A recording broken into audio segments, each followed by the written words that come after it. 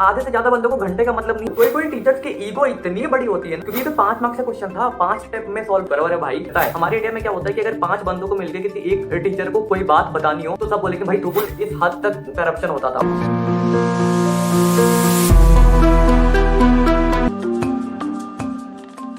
तो देखो स्कूल में टेबल्स तो हम सबने पढ़े हैं, तो आओ जरा एक बार ना 2 के टेबल को रिवाइज करते हैं। 2 1 जा 2, 2 2 जा 4, 2 3 जा 6, 2 4 जा 8। अब तुम मुझे ऑनेस्टली बताना, तुम में से कितनों को ये बात पता है कि ये 2 1 जा नहीं है, ये 2 1s आर है। इसका मतलब कि अगर तुम 2 को एक बार रखोगे तो वो 2 होगा। ये 2 2s आर है। इसका मतलब कि अगर तुम 2 को 2 बार रखोगे तो 4 बनेगा, यानी 2 + 2 4। और मेरे को ये बात ऑनेस्टली आज से सिर्फ और सिर्फ 2 से 3 साल पहले समझ में आई थी, क्योंकि हमारे इंडियन एजुकेशन सिस्टम में कभी इस चीज पर फोकस किया ही नहीं गया कि बच्चा लॉजिकली उस चीज को समझ रहा है या नहीं, बच्चे को फंडामेंटल्स क्लियर है या नहीं, बच्चे को पता भी है कि वो जो टेबल वो पढ़ रहा है वो चीज है क्या। अरे तुमने रट तो लिया 2 2 1 जा 2, लेकिन उसका मतलब क्या होता है किसी को पता ही नहीं है। जहां पे भी बात आती है ना कि तू इस चीज को याद कर ले, तो इस चीज को रट ले। मैं बहुत कमजोर हूँ, मैंने आज तक जो भी किया है सिर्फ चीजों को लॉजिकली समझ के किया है। तो भाई बचपन में क्या होता था ना, जब मैथ्स में वाइवाज होते थे तो हमें कहते थे कि तुम टेबल्स याद करके आओ, और मुझे ऑनेस्टली टेबल्स कभी याद होते ही नहीं थे। तो अगर कोई बंदा मेरे से पूछता था कि 2 3 जा क्या होता है, तो मैं ऐसे करता था कि 2 1 जा 2 हो गया, 2 1 जा 2 में फिर 2 ऐड करो 4 हो गया, एंड देन उस पर 2 ऐड करो 6 हो गया। और मैं ना स्कूल में हमेशा डांट खाता था इस चीज को लेके कि हमारे कहते थे सर कि उसको देखो उसे तो 20 तक के याद है, तुम्हें 2 का भी याद नहीं। तो टीचर को इससे मतलब कभी था ही नहीं कि सामने वाले बंदे को 2 के टेबल का लॉजिक पता है, वो उस टेबल को डिकोड कर पा रहा है। उसको वो मतलब था कि वो जो बच्चा है उसे 20 तक का याद है, भले उसके 20 तक के टेबल के पीछे का कुछ नहीं पता हो क्या हो। मेरे क्लास में ऐसे बहुत लोग हैं जो ना स्पोकन इंग्लिश के रूल्स याद करते थे, और मैंने आज तक टिल डेट मेरे को वो सब के बारे में कुछ भी नहीं पता, but my English is all fine. और उन लोगों को मैं देखता था तो मेरे को उस टाइम लगता था कि यार मेरे को तो ये सब याद होता नहीं, क्या मतलब मेरी इंग्लिश गंदी है। बट आज मुझे रियलाइज होता है कि अच्छा हुआ कि मैं रूल्स में नहीं गया, मैं लॉजिक पे गया, मैं प्रैक्टिकलिटी पे गया। तो तुमने भी देखा होगा कि तुम बहुत सारी चीजें पढ़ते होगे, उसमें होता होगा कि मान लो तुम किसी एक्स के बारे में पढ़ रहे हो, फिर एक्स के क्या फीचर्स हैं, एक्स के क्या एडवांटेजेस हैं, एक्स के क्या डिसएडवांटेजेस हैं। तो ये चीजें क्यों बनी थी? ताकि हम अपनी क्रिटिकल थिंकिंग को डेवलप कर पाए। हम खुद से सोचें कि यार अगर हम एक्स के बारे में पढ़ रहे हैं, अगर हम यूट्यूब के बारे में पढ़ रहे हैं, तो यूट्यूब पे क्या एडवांटेजेस हैं, क्या डिसएडवांटेजेस हैं। तो हमारे स्कूल में क्या होता था, हमारे जो टीचर होते थे वो कहते थे ये एक्स है, इसके डिसएडवांटेजेस है ये 5 है, इसको रट लो, हो गया। तो कभी सोचने को मजबूर किया ही नहीं। बचपन से ही हमारे जो क्वेश्चन मार्क की एबिलिटी है उसको मार दिया जाता है कि तुम पूछो ही मत। तो आज तक किसी ने क्वेश्चन किया है, ये कोई बहुत बड़ी बात नहीं है कि यार टीचर कुछ बोल रहा है तो कोई पत्थर की लकीर थोड़ी हो गई, हम उनके अगेंस्ट बोल सकते हैं, हम काउंटर आर्गुमेंट तो रख सकते हैं ना। तो भाई जब तुमने बचपन से ही बच्चे की थिंकिंग स्किल को मार दिया, और फिर तुम सोचते हो कि बच्चा 19-20 साल की उम्र में, 21 साल की उम्र में जाके YouTube पर हाउ टू थिंक क्यों सर्च करता है, क्योंकि 20 साल तक तुमने उसको सिर्फ फुल स्टॉप दिखाए, क्वेश्चन मार्क नहीं। और फिर जब बच्चा पूरे साल ये सब रट्टा मार लेता है, ये करता है वो करता है, तो आती है एग्जाम्स की बारी। तो देखो मुझे ना एग्जाम से कोई प्रॉब्लम नहीं है, नॉट सेइंग कि एग्जाम्स मत लो, एग्जाम्स में कोई दिक्कत है, एग्जाम्स लो अच्छी बात है, बट ना 2 बहुत बड़े प्रॉब्लम्स है जिनके बारे में बात करना इंपॉर्टेंट है। नंबर 1, देखो इंडिया में क्या होता है ना, और इनफैक्ट ये सबके साथ हुआ होगा, अगर कोई क्वेश्चन है वो 15 मार्क्स का है तो तुम्हें बोलता है बेटा 15 मार्क्स का क्वेश्चन, इसमें पेजेस भर भर के लिखो। तो कोई तुम्हारी इस एबिलिटी को अप्रिशिएट नहीं करेगा कि तुम उस मैटर को कितना सिंपली, कितने शॉर्ट वे में, कितने प्रिसाइजली एक्सप्लेन कर सकते हो, और एट द सेम टाइम उसके सारे इंपॉर्टेंट चीजें कवर कर सकते हो। तुम्हें ये बोला जाएगा कि बेटा 15 मार्क्स का क्वेश्चन है तो तुम भर भर के लिखो, भले तुम एक सेंटेंस को 100 बार घुमा फिरा के एक ही बात को लिखो, लेकिन लिखो। सिंपल सी बात है यार, आज के डेट में ध्रुव राठी, अभी एंड न्यू, ये लोग इतने फेमस क्यों है? क्योंकि इनके पास एक एबिलिटी है, एक स्किल है कि वो कॉम्प्लेक्स चीजों को सिंपल समझाते हैं। और फिर प्रॉब्लम नंबर 2 ना, कि बोलेंगे अगर ये क्वेश्चन आया है तुम मेरे मेथड से सॉल्व करो, अगर तुम मेरे मेथड से सॉल्व नहीं करोगे तो मैं तुम्हें मार्क्स नहीं दूंगा। क्यों भाई?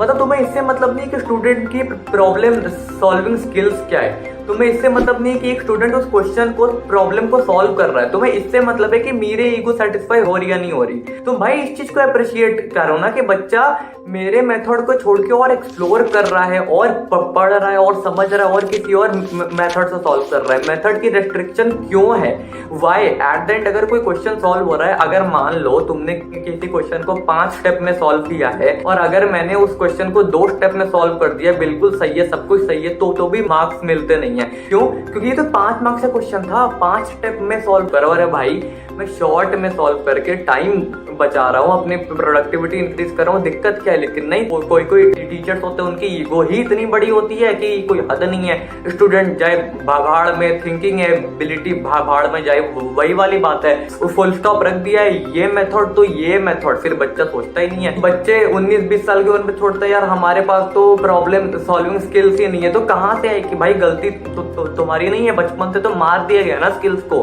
तुम्हें सोचने दिया ही नहीं गया। तो अब देखो यार, अगर टीचर्स की बात कर ही रहे ना तो थोड़ा डिटेल में करते हैं। तो एक्चुअली भी इस वीडियो को बनाने का जो मेन ट्रिगर था ना, वो यही वाला इंसिडेंट था। यही इंसिडेंट हुआ, उसके बाद मेरा दिमाग खराब हो गया। मैंने कम्युनिटी में भी पोस्ट किया था एंड आई वाज लाइक कि भाई इसके बारे में बात करना बहुत इंपॉर्टेंट है। तो हुआ क्या ना कि मुझे ना अपने कॉलेज के टीचर से बहुत ज्यादा अर्जेंट काम था। अब भाई उस टीचर से कॉन्टैक्ट करते करते ना, उस टीचर तक पहुंचते पहुंचते मुझे इतनी मेहनत करनी पड़ी कि उतनी मेहनत में 5-6 बार मैं माउंट एवरेस्ट के पीक पे चढ़ के उतर के वापस भी आ जाता। सबसे पहले तो मैं उस टीचर का फोन नंबर के लिए ट्राई किया, कहीं से मिल जाए, लेकिन नहीं मिला। आई अंडरस्टैंड कि ठीक है इतने बच्चे हैं, वो सबको कितने को अपना फोन नंबर देंगे। तो मैं अपने क्लास के जो रिप्रेजेंटेटिव है उसके पास गया, वो कह रहा है नहीं मैं फोन नंबर दे नहीं सकता, तुम मैसेज टाइप करके भेजो। तो मैंने टाइप किया, उसको भेजा, फिर उसने उस टीचर को भेजा। अब फिर रिप्लाई आ रहा है 1 दिन बाद। फिर क्या रिप्लाई में आया कि आप जाके वहां पर इस आईडी पर मेल कर दो। अब मैं वहां पर मेल कर रहा हूँ, मेल का रिप्लाई 2 दिन तक आया ही नहीं। फिर 3 दिन के बाद फाइनली मुझे मेल पे रिप्लाई आया, और पता है रिप्लाई क्या आया? ओके। अब मैंने एक ऐसा क्वेश्चन पूछा था जिसका आंसर ओके हो ही नहीं सकता है, एटलीस्ट यस और नो होता है। ओके का क्या मतलब होता है? And I was so frustrated कि भाई मैं परेशान हूँ। ऐसा टीचर, ऐसे सिस्टम का क्या फायदा जहाँ पर बच्चे को टीचर से बात करने में इतनी दिक्कत हो। और सिर्फ बात करने की दिक्कत नहीं है, इनफैक्ट अगर तुम टीचर तक पहुंच भी जाते हो ना, उसके बाद भी इंडिया में क्या है कि स्टूडेंट टीचर से अपनी प्रॉब्लम डिस्कस करने में काफी ज्यादा डरता है। हमारे इंडिया में क्या होता है कि अगर 5 बंदों को मिलके किसी एक टीचर को कोई बात बतानी हो तो सब बोलेंगे भाई तू बोलना, भाई तू बोलना, भाई तू बोलना। ऐसा क्यों होता है? Why do we fear our teachers? भाई हमारे टीचर्स क्यों होते ताकि हमारी हेल्प करे। जो बातें हम अपने घर पे बोल नहीं सकते उनसे सुने, हेल्प करो। तो घर की तो छोड़ दो, उनसे अगर हमें एकेडमिक भी पूछना हो तो बंदों की ऐसी फटती है कि नहीं यार टीचर से बात करना कितनी मुश्किल बात है। अब मैं ये नहीं बोल रहा कि स्टूडेंट और टीचर साथ में बैठ के पी लो, बिल्कुल फूको मस्त रहो, लेकिन हम जस्ट सेइंग कि हम्बल एनवायरनमेंट तो होना चाहिए, लेकिन ऐसा होता ही नहीं है। आई एक्सेप्ट कि काफी ज्यादा यंग लोग आ रहे हैं अब टीचिंग के फील्ड में, तो ये चीज बहुत अच्छी हो रही है,